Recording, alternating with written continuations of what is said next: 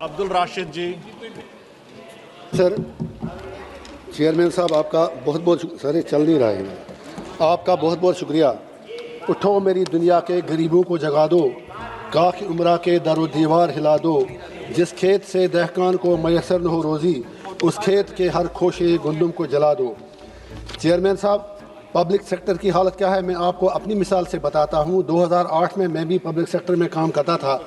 14 साल के बाद जब मैंने नौकरी छोड़ी 2008 से आज 2026 है और अभी तक कुछ मेरे एरिया वहाँ बकाया है, तो आप उससे अंदाज़ा लगा सकते हैं कि क्या मज़दूर की हालत क्या है।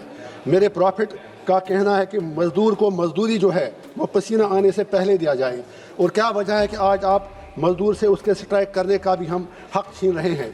आज जम्मू कश्मीर में आप हैरान हो जाएंगे जानकर कि जो कैजुअल लेबरर्स फैक्ट्रियों में, कारखानों में, महकमों में लगे थे जम्मू कश्मीर में, हज़ारों की तादाद में आज वो हड़ताल नहीं कर रहे हैं। उनके बच्चे आज, जो बच्चों की एज जो 20-22 साल है, जो कैजुअल लेबर वो 50 को क्रॉस कर चुके हैं, लेकिन रेगुलर अभी तक नहीं हो रहे हैं। तो मैं सरकार से गुजारिश करूंगा, आज मिनिस्टर साहब के लिए पॉसिबल नहीं होगा अब इसमें अमेंडमेंट लाना, फ्यूचर के लिए कम से कम एक नेशनल पॉलिसी लाएँ, regularisation of casual labourers, daily wagers, चाहे कारखानों में, सरकारी विभागों में, ताकि वो लोग जो दर बदर की ठोकरें खा रहे हैं उनका चूल्हा कम से कम चले।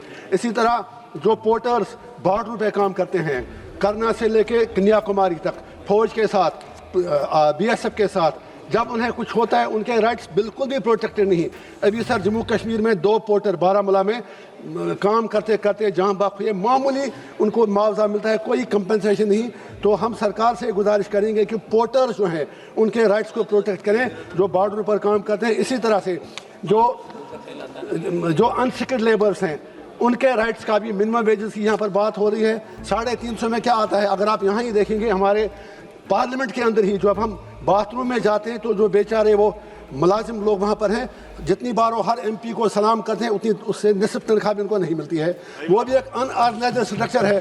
कम से कम ऐसे लोगों का हमें ख्याल रखने की ज़रूरत है। तो मैं ये चाहूँगा, और सबसे बड़ी बात, अगर एक्सीडेंट में कारखाने में कोई मजदूर मिले, कहीं और मिले, लेबर कोर्ट तो हैं लेकिन काम होता नहीं है। जो आपकी अदालतें हैं, लेबर कोर्ट्स जो आपने डिजिग्नेट किए हैं, स्टेट कमिश्नर लेबर हैं, बाकी लोग हैं, उनको लगता है वो पोस्टिंग उनकी बेकार जगह पे है, वो वहाँ पर टाइम पास के लिए जाते हैं।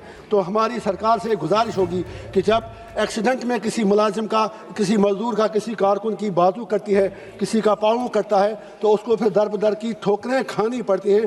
तो मेहरबानी करके उन चीज़ों की तरफ ख्याल दिया जाए। और आखिर पर सरकार से मैं यही गुजारिश करूंगा कि जैसे चंद्रशेखर आज़ाद जी ने ज़बरदस्त बात की, जब यह हमें भी हमारी बात नहीं सुनी जाती तो हम भी वेल में आते हैं। जब आप मजदूरों का गला काटेंगे, अब आप 100 से 300 आ जाइए, 51% आएंगे तभी यूनियन बनाएंगे, फिर सारे देश कैसे। बस जस्ट 30 सेकंड मेरी सरकार से इतनी गुजारिश है कि मजदूरों का गला मत घूंटिए, चाहे महल आपका बने, महल किसी का बने, उसमें मजदूरों का खून होता है। अगर हम उनके खून की कदर, अगर हम उनकी मेहनत की कदर न करें तो वो बहुत बड़ा अन्याय होगा।